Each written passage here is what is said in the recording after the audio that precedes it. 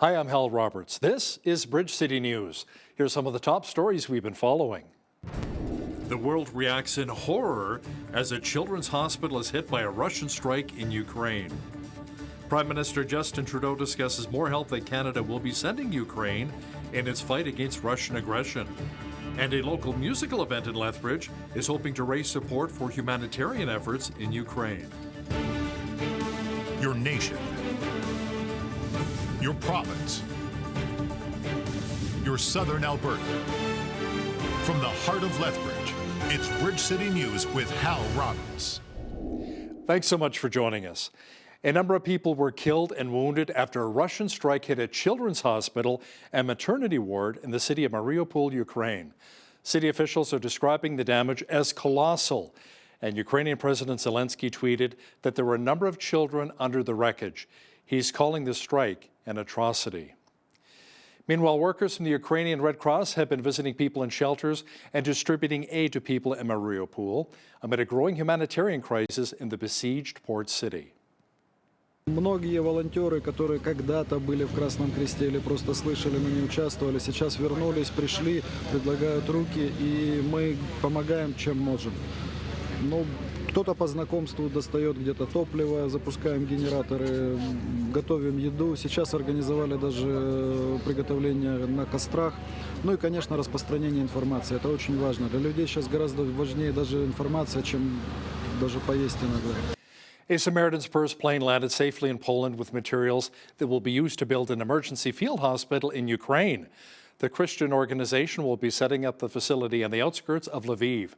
They're planning for 2 operating rooms with a capacity for 14 major surgeries or 30 minor surgeries per day. It will also have 60 total inpatient beds. As the world is watching this war unfold, there's great need here in this part of Ukraine with people flooding out and fleeing the fighting. Samaritan's Purse has responded, and we're going to set up a field hospital right here in this parking garage. We chose this location because it's going to provide some security and safety. The team right now, they're humming, they're working hard. That consists of doctors, nurses, electricians, water specialists. But this is a Tier 2 hospital, a surgical capable hospital with ICU. And it's going to be treating war victims and fighting victims that are coming from the front and surrounding areas. These are civilians that have no other place to go. All of our Samaritan's Purse tents and our emergency field hospitals are designed to be set up quickly. We'll be working as fast as we can so that we can help reduce suffering, save lives, and bring the hope of Jesus Christ here to Ukraine. We do this because we love our neighbor. The Ukrainians are in the ditch right now in this war and this conflict. We need peace. And when I pray for peace for Ukraine, that's my first prayer. But pray for the safety of our staff. We can't do any of this without your prayers and support. Thank you. Incredible work that Samaritan's Purse is doing. Prime Minister Justin Trudeau announced that Canada is sending another $50 million in military equipment to Ukraine. During a news conference in Berlin, Trudeau admitted getting the equipment into Ukraine has not been easy.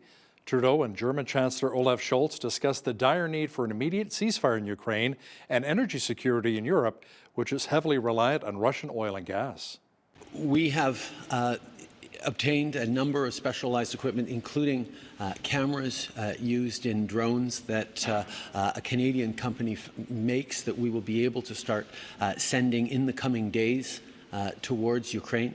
As you well know, there are challenges at the borders in terms of getting equipment securely across and into Ukrainian hands, but we are working through that with partners alongside all allies who are facing the logistical challenges that are real but not insurmountable. We will continue to deliver more and more aid as it's needed and as the opportunities come up to do just that. Belarusians living in Ukraine have now traveled to the capital city of Kyiv to help defend the country from the current Russian invasion. Сложно сказать. Лично я готовлюсь к тому, что будет в ближайшие недели генеральный штурм Киева. То есть плюс-минус неделя-другая, и мы займем свои позиции в обороне. A top U.S. diplomat told a Senate panel that Russian President Vladimir Putin attacked Ukraine for twisted reasons and said sanctions are having an immediate impact on Russia's economy. This is a war launched by one man for his own twisted reasons. It's a war built on lies he's told the world, he's told his own people, and his military. And now it is a war also built on the suffering and grief of so many Ukrainians, and also Russians. Just 10 days ago, President Biden and Secretary Blinken authorized the immediate delivery of an additional $350 million of military support, and I'm pleased to say that 2/3 of that has already gotten into Ukraine. Working with the government of Ukraine, UN agencies, humanitarian organizations, and European partners, the United States is providing food, medicine, hygiene supplies, healthcare and protection services, shelter support, and other assistance. We've imposed severe sanctions on Russia's financial institutions, its oligarchs and political leaders, including President Putin and his cronies. We have levied export controls on key industries and the Russian military in close coordination with almost 40 countries around the world, representing over half the world's economy, and those sanctions have had an immediate impact. A number of military analysts say the Russian president we know today is not the same Vladimir Putin we knew a couple of years ago. Christian Leuprecht is a professor of the Royal Military College of Canada. Leuprecht says a number of people are now questioning Putin's mental health. There's broad agreement among analysts that the Putin we have today is not the Putin we had 2 years ago, that he has changed significantly over the last 2 years. The Putin we had previously was always a very calculated, rational choice risk taker, pushing the envelope as far as he could, but not pushing over the edge. And it seems on this operation, he appears not to have listened either to his advisors or the advisors he had are all yes men that are telling him what he wants to hear because they probably believe the same sort of deranged, dysfunctional worldview that he has. Professor Leuprecht will also discuss how the invasion of Ukraine has not been going according to plan for the Putin regime. That interview with BCN's Jeanette Rocher is coming up later in our broadcast. A Lethbridge music group has decided to raise funds for those who are in dire need in Ukraine. The Lethbridge Community Band Society is hosting a concert to show support for the country. Attendees can make donations in support of the war-torn country. As Micah Quinn explains now, this is the first live concert for the Society in just over 2 years, and organizers say it's been a long time coming.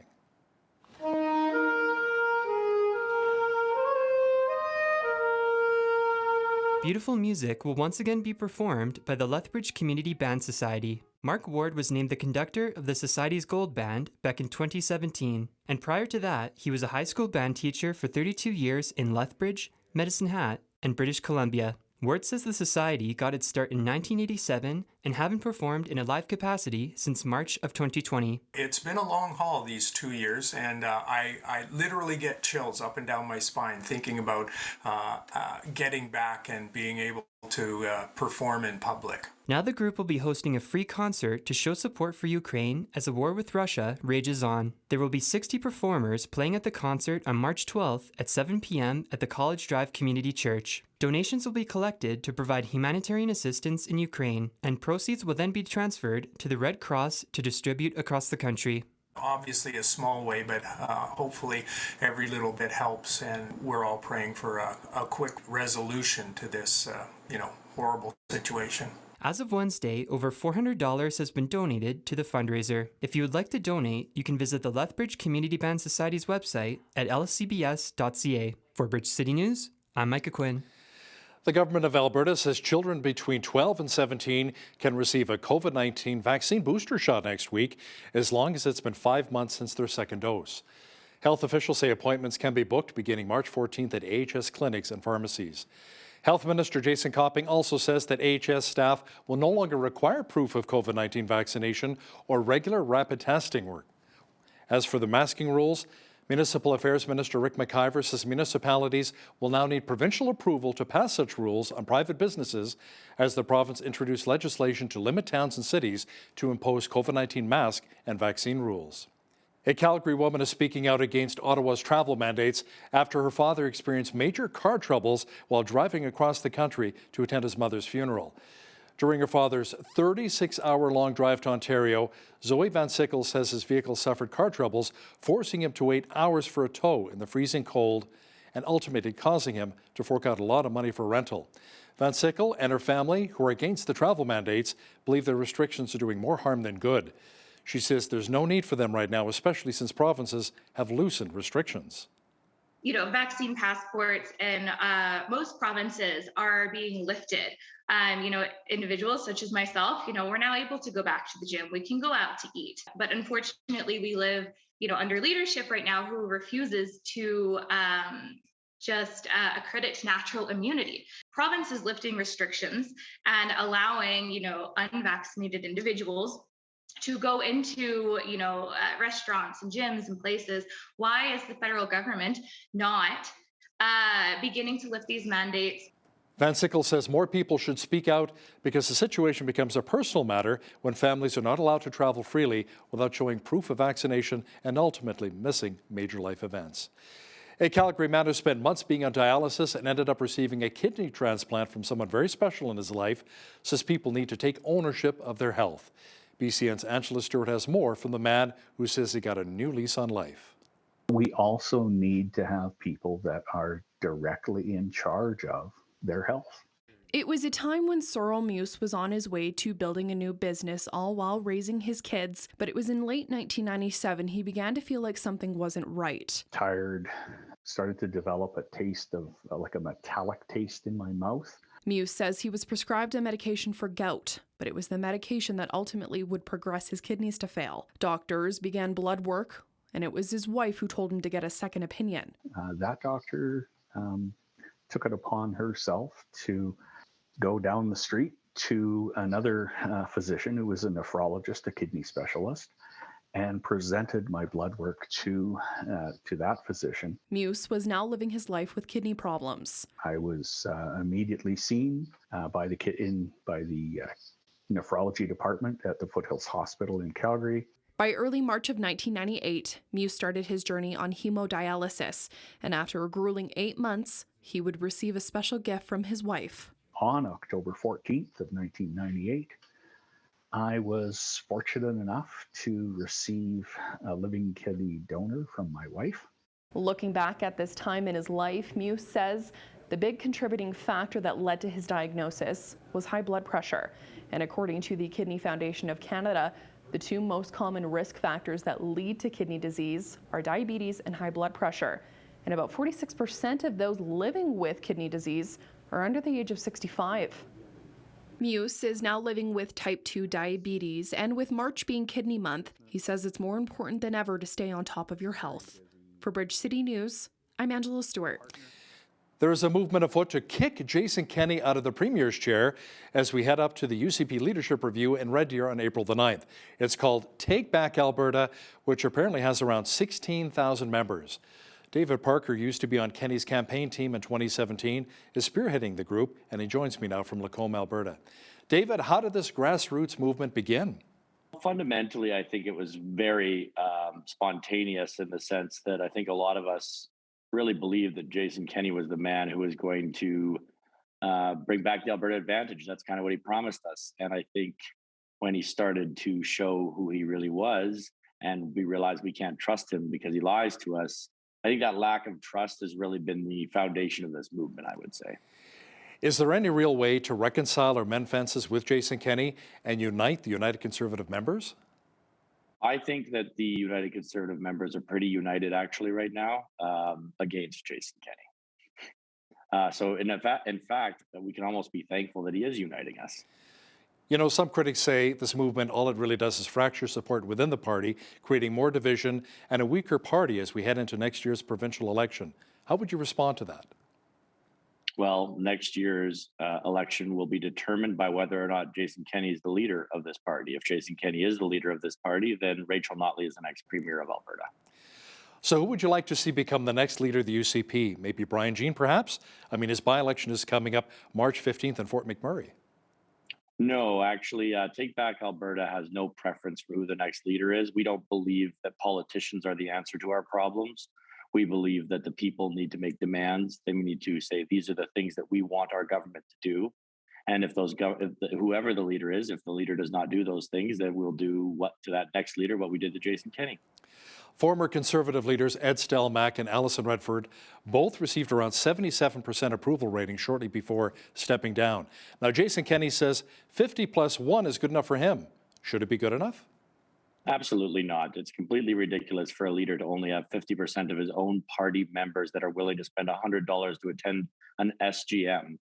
It's completely ridiculous for a leader who only receives 50% plus one of that vote to think that he can lead a party into the next election. Thanks so much for your time, David. That was David Parker from Take Back, Alberta, joining us from Lacombe. And just a reminder, the leadership review of Jason Kenney, our premier, is coming up on April the 9th. With the University of Lethbridge Faculty Association on strike, all classes and ongoing practicums have come to a screeching halt. For nursing students, this means no clinical hours nor practicums can be completed, which is mandatory for graduation. Many nursing students are frustrated with not being able to get an already struggling healthcare system and help them out. Like, a lot of these nursing students are frustrated. Actually, they're even beyond frustrated now.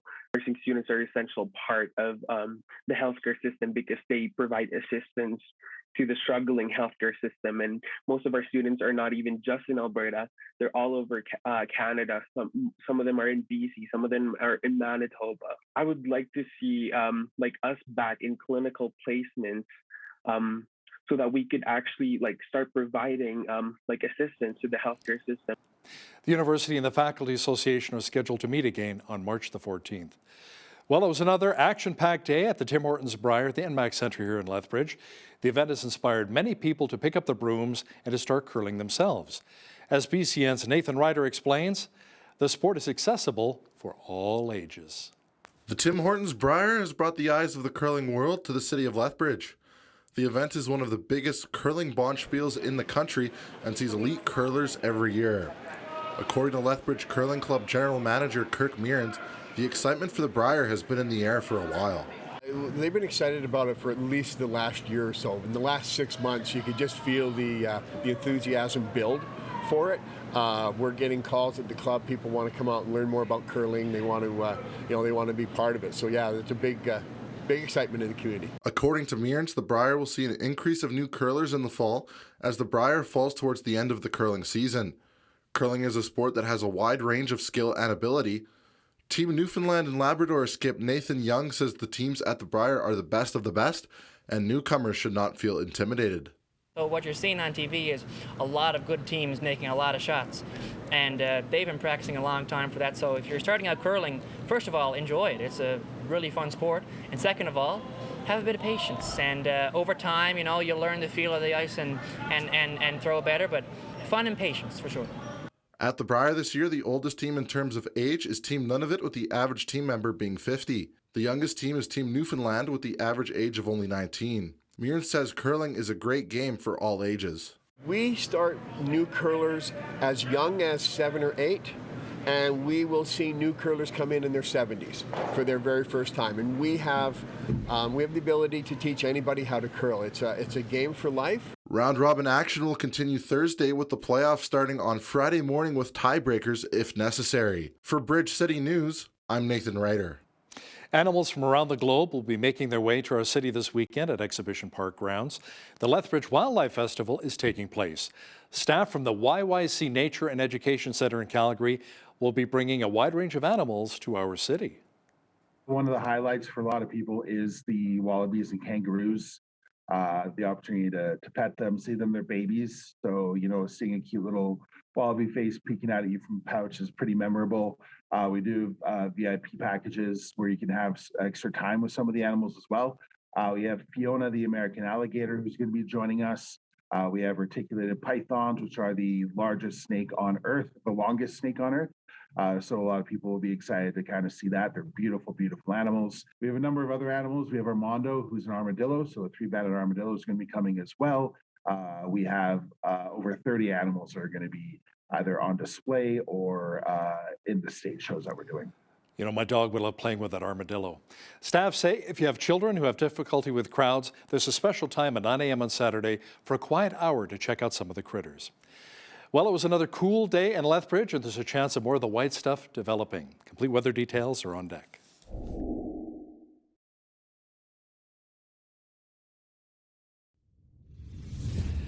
We were well below our seasonal value in southwestern Alberta today, which is around the 5-degree mark. We hovered around -9. Tonight, expect a few clouds with a low near -14. Thursday, a chance of flurries developing with a high near -2. A high pressure system returns on Friday, clearing out the clouds, and the mercury should climb to 4 degrees. Saturday, a mixture of sun and cloud and a high near 9. Sunday, mainly sunny with a high again near 9 degrees. Monday, just a few clouds developing with a high of 12. Tuesday, even warmer with a high expected near 14. Now, the average high for this time of year is 5 degrees with an average low of -8. The highest temperature ever recorded on this date was in 2004 at 20 degrees, and the record low was -34 in 2002. Sunrise was at 6:58, sunset at 6:26. Let's see how things are shaping up across the country for Thursday now. Expect a mainly cloudy day with a high of 7 degrees in Victoria. Overcast and 9 degrees in Vancouver. A 60% chance of flurries developing in Calgary with a high of only -4. Snow and -9 is expected in Edmonton. Light snow and -10 degrees for Regina. Periods of light snow and -11 in Saskatoon. Flurries and -9 degrees for Winnipeg. In the central part of the country, expect sun mixed with cloud and 6 degrees in Toronto. Mainly sunny and 3 degrees in Ottawa. Sunshine and 4 is on tap for Montreal. In Atlantic Canada, a few clouds are in the forecast, along with 7 degrees in Fredericton. Clearing and 7 as well in Halifax. Just a few clouds and 6 degrees in Charlottetown. And in St. John's, Newfoundland, expect an overcast day with a high of 0 on Thursday. Premier Jason Kenney was in Texas delivering the message that Alberta is the answer to American oil woes. Kenney says the United States should work with Alberta instead of replacing conflict oil from Russia with conflict oil from Iran, Saudi Arabia, or Venezuela. U.S. President Joe Biden moved to ban the import of Russian energy products, and some in the United States have called for an increased role for Canadian oil and gas. Industry insiders say Canadian oil producers have some capacity to immediately increase exports to the U.S., but it will not be enough to fill the gap left behind by Russia. TC Energy says it has signed agreements to sell a 10% equity interest in the Coastal GasLink pipeline to Indigenous communities that support the project. Financial terms of the deal were not released. The CGL First Nations Limited Partnership and the FNCGL Pipeline Limited Partnership collaboration represents 16 communities across the project corridor. The equity options are exercisable once the LNG pipeline in northern BC begins commercial service, subject to customary regulatory approvals and consents.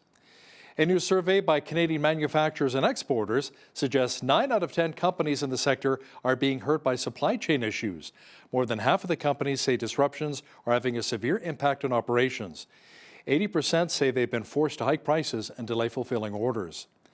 The report says Canadian manufacturers have lost more than $10 billion in sales as a result of supply chain disruptions. They're also facing close to $1 billion in increased costs. The head of the manufacturing industry group says the Canadian economy will suffer if supply chain challenges, labor shortages, and higher input costs are not addressed. Now, here's a look at today's markets. The TSX was up 261 points on the day to finish at 21,493. The Dow was up 653 points to 33,286. The S&P 500 was up 107 points to 4277, and the Nasdaq was up 460 on the day to 13,255. West Texas Intermediate Oil was down $15 to 108.70 US per barrel. Natural gas was even on the day at $4.53 US. Gold was also even at $19.91.84 US an ounce, and silver was down a cent to $25.77 US an ounce. Feed wheat is at $13.60 per bushel, barley's at $9.88, canola's at $25.65, and corn is at $11.68 per bushel. Live cattle were down $1.48 to $137.58. Feeder cattle were up 3 cents to $154.05, and lean hogs were down $1.78 to $101.15. The Canadian dollar was down slightly over the past 24 hours to 78.08 US.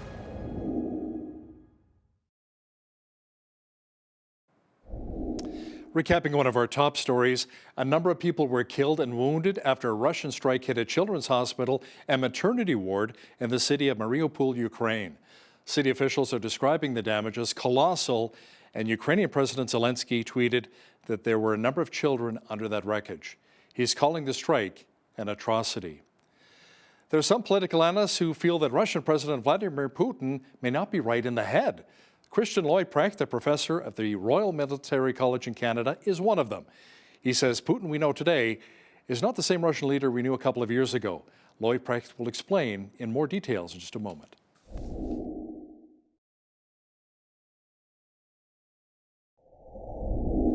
Well, the world continues to watch the military invasion of Ukraine, wondering if some sort of peace pact can be arranged or if this will end up expanding to a much broader war involving NATO.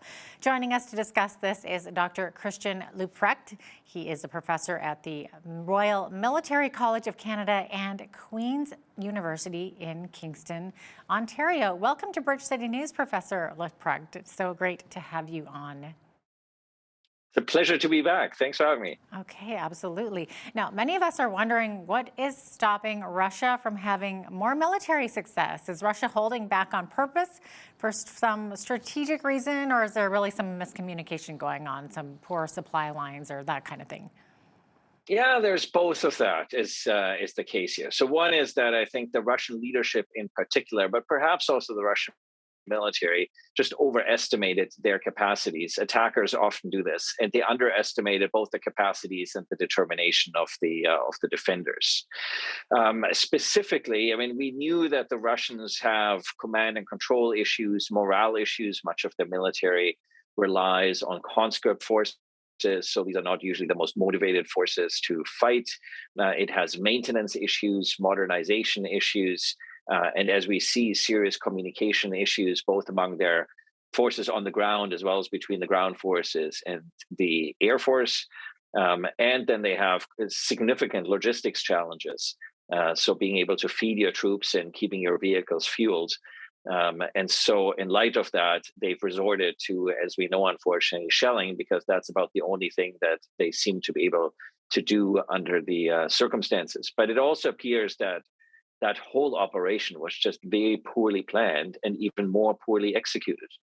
And so I think it shows that we just can't take, I think one of the mistakes we made in the run up to this is we pointed to these hundreds of thousands of Russian troops, and we kind of bought into that this is this amazing fighting machine. And people like me always point out, this is not the Soviet army. So, let's just see how they actually perform. And I think they've performed even worse than people like myself had anticipated.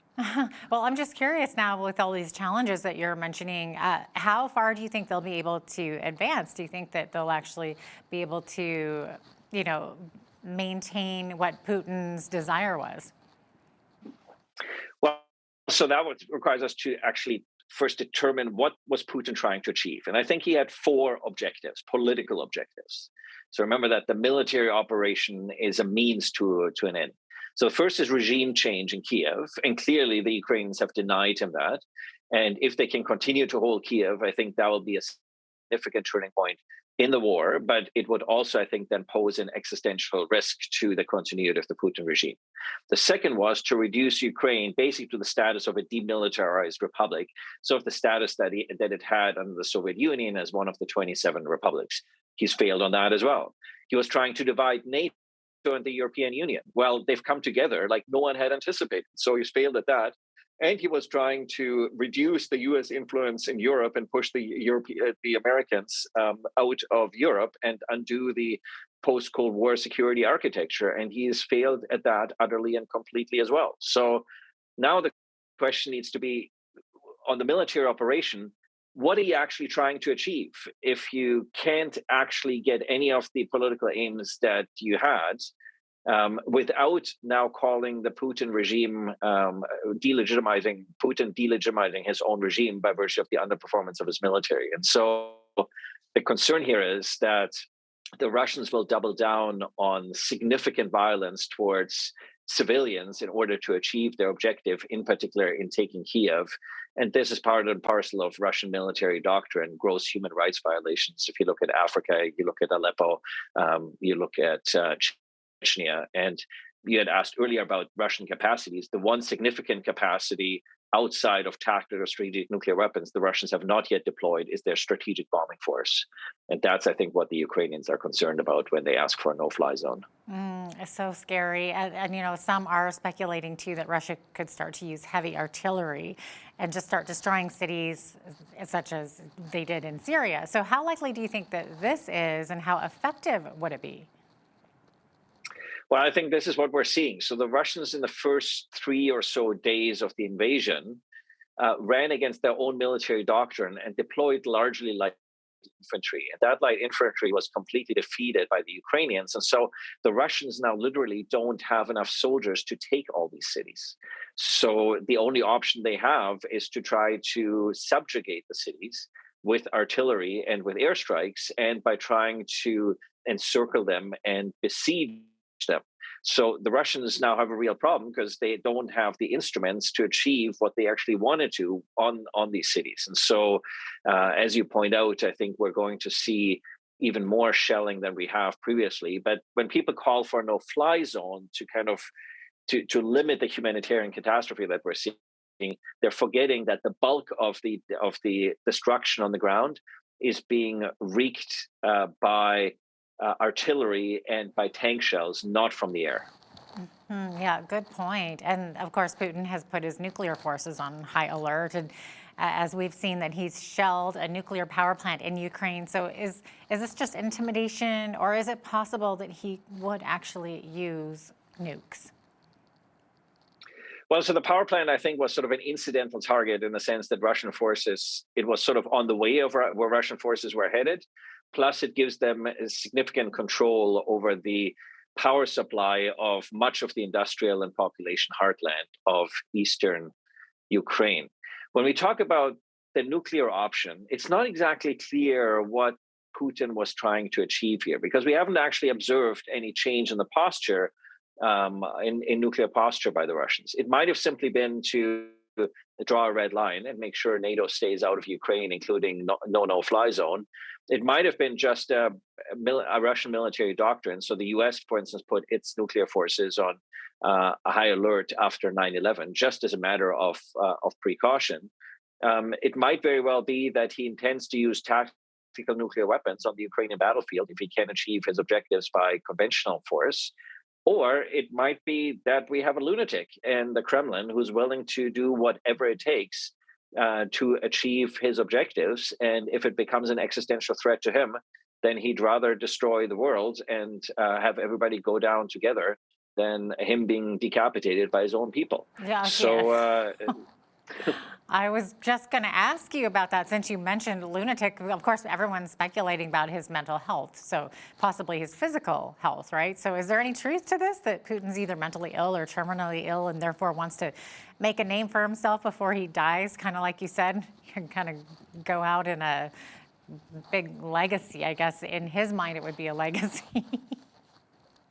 Yeah, so certainly Ukraine is about him establishing a legacy for himself. Right? If you watched that curious speech 2.5 weeks ago on the Monday night, where he basically said that Lenin and Stalin were wrong in granting the status of a republic to Ukraine in the first place, he's clearly trying to put himself historically above Lenin or Stalin. He wants to be seen as this great historical leader who somehow restored Russian glory. So there's certainly a bit of the megalomaniac within him. What his mental health is, so there's broad agreement among analysts that the Putin we have today is not the Putin we had 2 years ago, that he has changed significantly over the last 2 years. The Putin we had previously was always a very calculated, rational choice risk taker, pushing the envelope as far as he could, but not pushing over the edge. And it seems on this operation, he appears not to have listened either to his advisors, or the advisors he had are all yes men that are telling him what he wants to hear, because they probably believe the same sort of deranged, dysfunctional worldview that he has.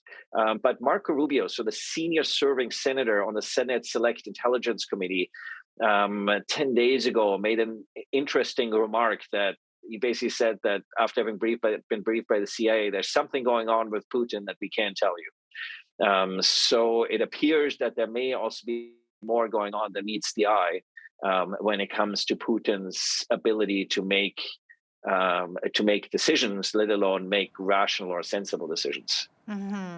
This may be really far off, but is there any thought to the fact that because the U.S. changed administration, that Putin now feels like he can be more brazen about stuff? Would he do this if Donald Trump were in office? What are your thoughts on that? That's a really great question. So certainly after the disastrous drawdown in Afghanistan by U.S. forces, Putin certainly felt that there was a significant moment of weakness, both by the United States and within the Western alliance. So it certainly emboldened him. And he certainly sensed that Biden was vulnerable domestically. And I think did not anticipate the extent to which the Russian invasion would bring out the Cold War warrior in President Biden, who, of course, spent a couple of decades under the Cold War. So he knows all about political, economic, and military containment of Russia. The Trump question is really interesting, too, because there's a sense, of course, that Biden was able to bring the Western alliance together because he has sort of a more multilateral approach. Make no mistake, American foreign policy is always about unilateralism. It's just with Trump, it's unilateralism with a frown. With Biden, it's unilateralism with a smile. It's still U.S. unilateralism, but it's sort of the smile of trying to get everybody together and to do things together. It's an interesting question of the extent to which Trump would have been able to be the same sort of unifying force within NATO and with the European Union. But there is a Trump silver lining in all this. So if you look at how much European countries, first and foremost Germany, have now reinvested in defense. I mean, undoing decades of defense policy, increasing defense spending by 50% overnight, or at least promising to do so. The chancellor still has to get this through parliament, let alone his own party. That suggests that there's also, I think, a cognizance by Europeans that the Americans are not the reliable partner they once were.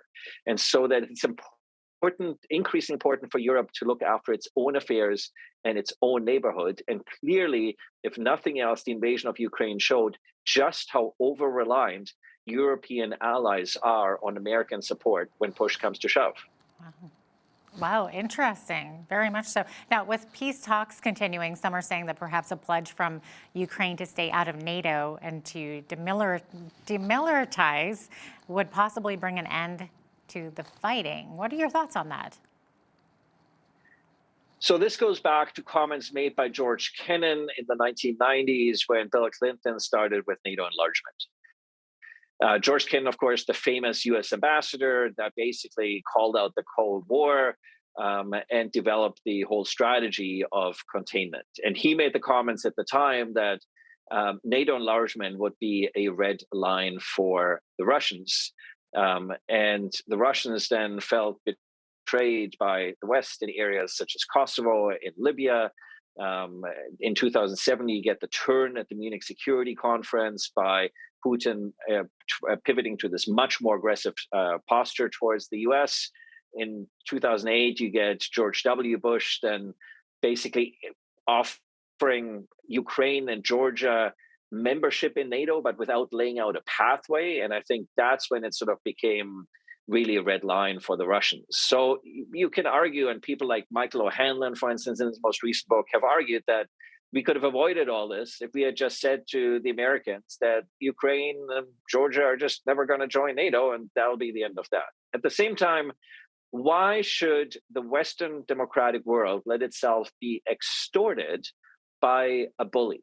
Why should countries not be able to make their own sovereign decisions, whether they're going to orient themselves eastward towards Moscow or westward towards Europe and Washington?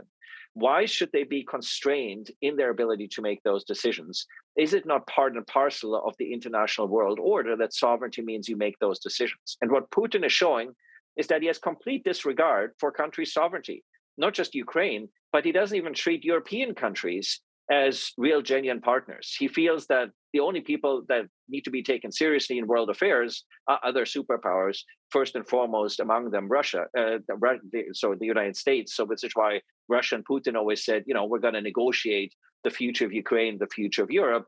bilaterally with Washington, basically cutting European states out altogether. And so I think it's important to demonstrate that sovereignty actually matters. And territorial integrity has been the fundamental principle of keeping Europe stable, prosperous, harmonious since the end of the Second World War. And Putin has fundamentally violated that principle, and he has done so repeatedly. And I think it's important to send a message that we simply can't condone this sort of behavior, because certainly I don't, and I think nobody in the West really wants to go back to the sort of might is right world that we had in the first half of the 20th century, because we know what humanitarian, political, social, and economic catastrophe that brought upon us.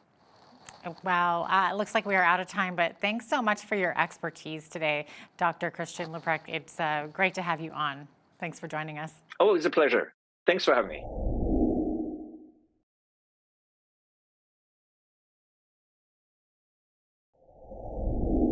With health struggles we've been seeing around the globe, more and more people are trying to find ways to really strengthen their immune systems.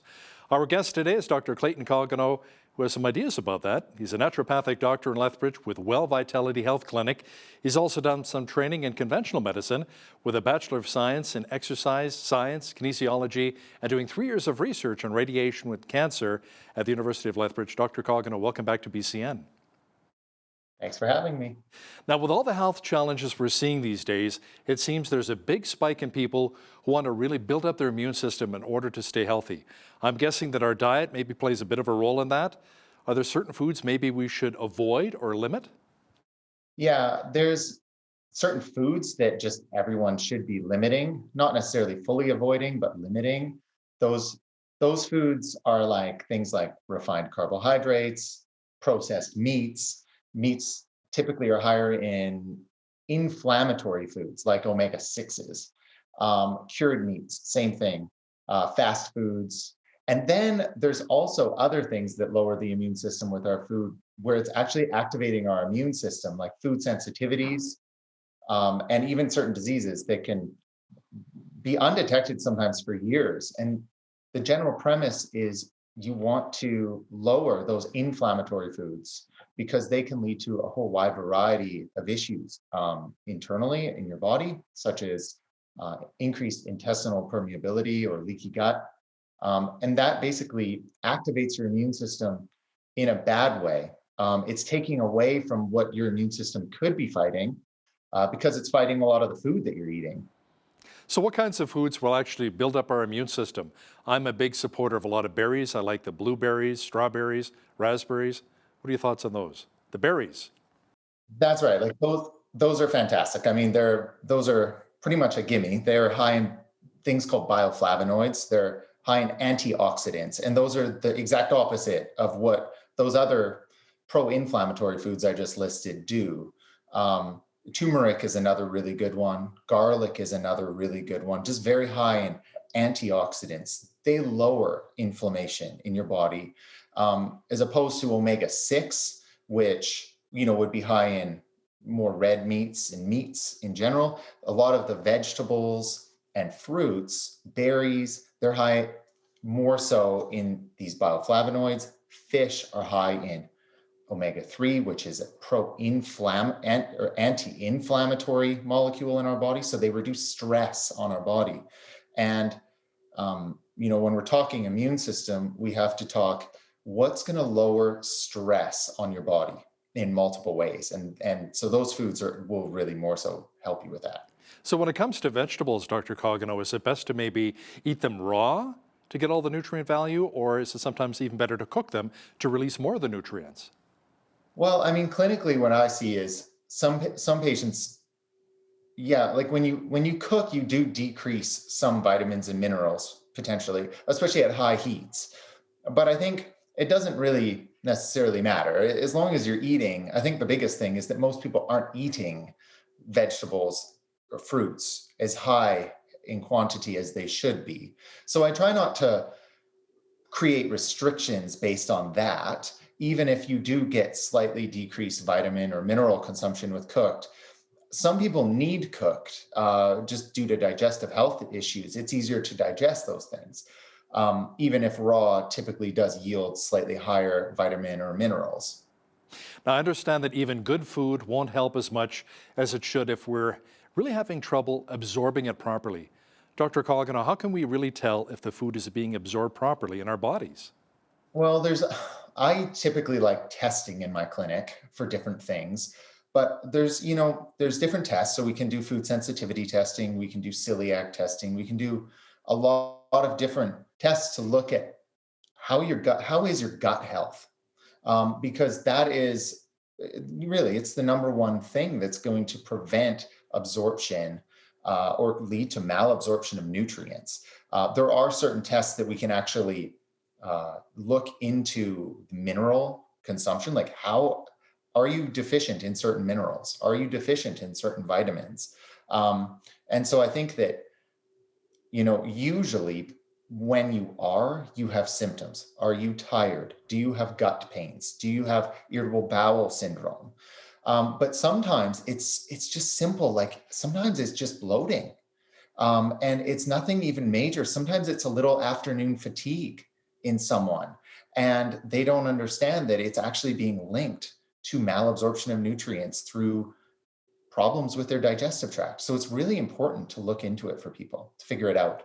So how can a person really determine if it's time to see a healthcare practitioner in order to get some help boosting his or her immune system? Well, I mean, the rough average for getting sick is around 2 to 4 times a year, getting a cold. And averages are a little difficult. Some people would be less, some people might be a little more, depending.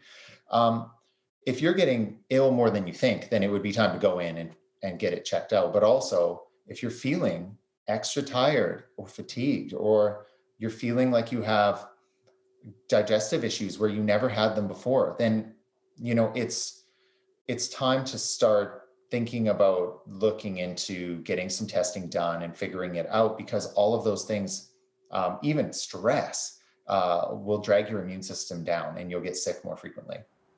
So to what degree do health supplements like vitamins, herbs, and minerals actually help to boost the immune system? I'm a proponent more so of supplementation in certain cases, not always. I don't like patients just taking copious amounts of supplements, but supplements can help, and a lot of them are very, very well researched. Pretty much all doctors now agree that vitamin D, especially during the winter, is an essential vitamin that people basically should all be taking.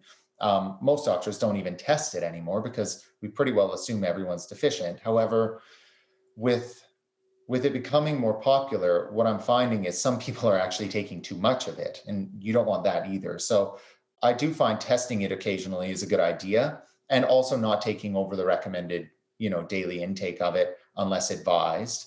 But there's also a lot of great research on herbs as well. For example, astragalus is a herb that increases your white blood cell count. Beta glucans, which come from mushrooms, as well as N-acetylcysteine, are very antiviral. Garlic is antiviral. They're really great at boosting your immune system.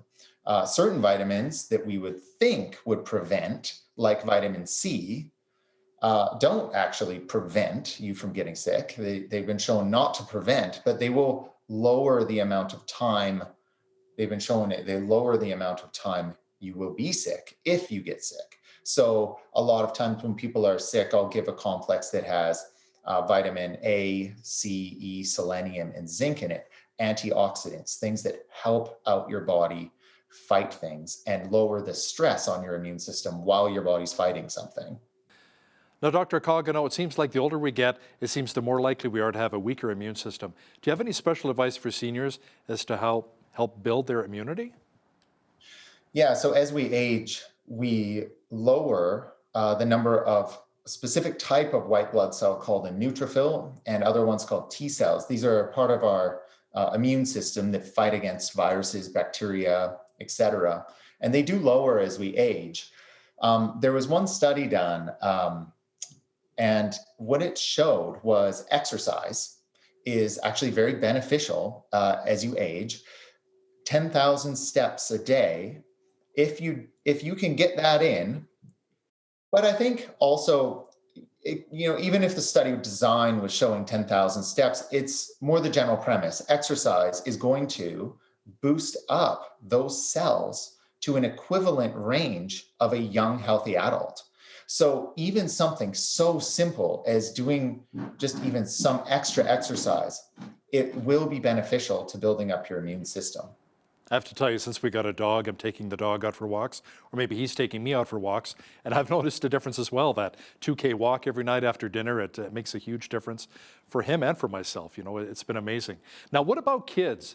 They normally have a very strong immune system, but are there certain things we should maybe help the kids with to help boost their immune systems?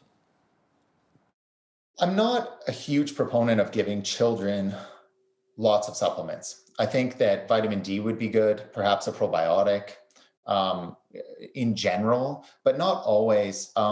Children, I feel it's actually, pending it's within reason, it's a good thing they're getting colds. It's building their immune system. It's building their defense to more harmful viruses and bacteria they might encounter through their lives. And the research is really clear. Whether you take your child to daycare or leave them at home, throughout their life, they're going to be getting roughly about the exact same amount of illnesses up to adulthood as either child would. So whether it be now or later, it's actually not a bad thing that your child is getting sick, even if it's inconvenient for us as parents. And certainly if they become sick, then I'd be more a proponent to taking the vitamin C, maybe upping the vitamin D a little bit. And certainly you can see a naturopathic doctor and they can easily advise you and help you with that. I remember when I was a kid, a lot of our parents would get together and have chickenpox parties, send me to another kid who's got chickenpox, and all of us would get together so we could have chickenpox at the same time and then get over it and build up an immunity to it, I guess, afterwards. I'm not sure if that's probably the best advice today, but back in the 70s and 80s, that's what our parents were doing, right?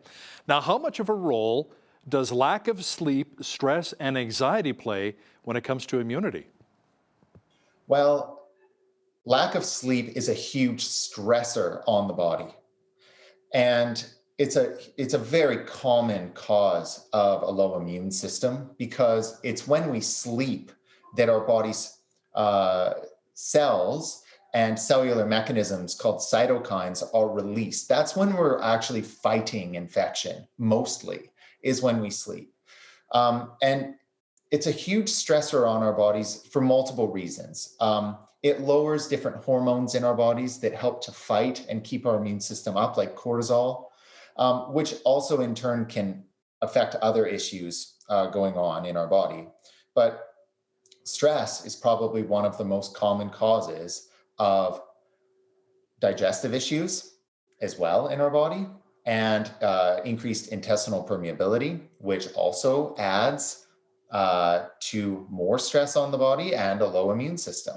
And so there's a lot of different things that we want to do to, when people come in, to decrease their stress, because if you don't decrease stress, and stress can come in many forms, like lack of sleep, then you're not going to get anywhere with fixing someone's immune system. So outside of diet, exercise, and proper sleep patterns, what else can we really do to reduce stress? Maybe take up a hobby? Yeah, lifestyle modifications are huge, absolutely. Pending they don't stress you out to do them.